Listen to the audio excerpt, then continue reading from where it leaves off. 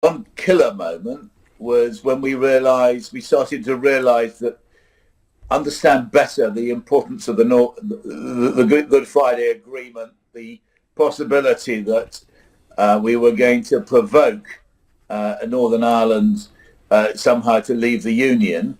And I was very shocked by the easy tolerance that some of the Brexiteers had for the idea that the United Kingdom could break up.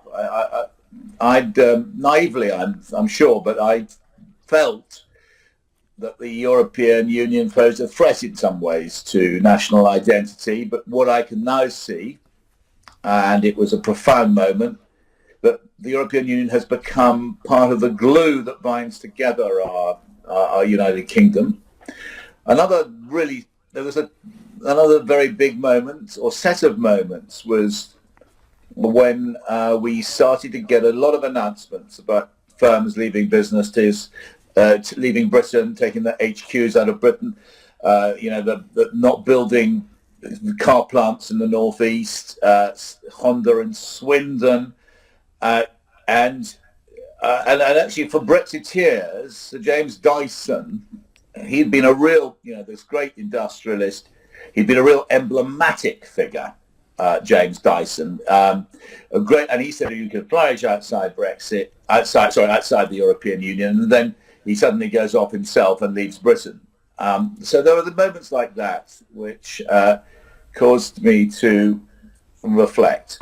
You've gone a little further in answer to that question than you do even in the article, which is kind of second-guessed a couple of the questions that I was preparing to ask you. So I'm going to make it personal, if I may. And I'm going to point out that a lot of what you've just described was explained by the IMF, the OECD, the Bank of England. It was explained by the Treasury, even HMRC. John Major and Tony Blair combined for an unprecedented intervention before the referendum to highlight precisely what the potential problems were with the Good Friday Agreement and the British border in Ireland.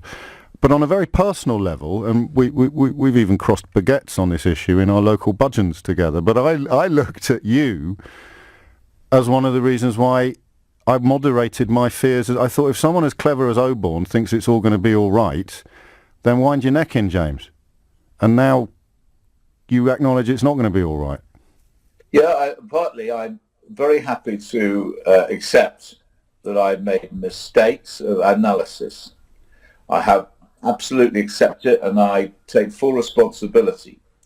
I do also think that things have changed, though, globally. The biggest change has been the collapse of the World Trade Organization.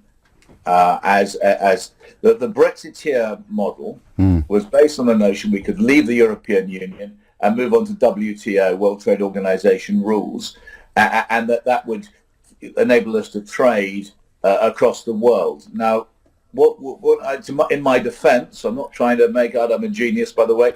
In my defense, we couldn't at that point foresee two things: the rise of Xi in China as a great protectionist bloc, and the rise of the United States, Trump, as he hadn't emerged. And what you're seeing now is the emergence of these two great protectionist blocs, which wasn't visible.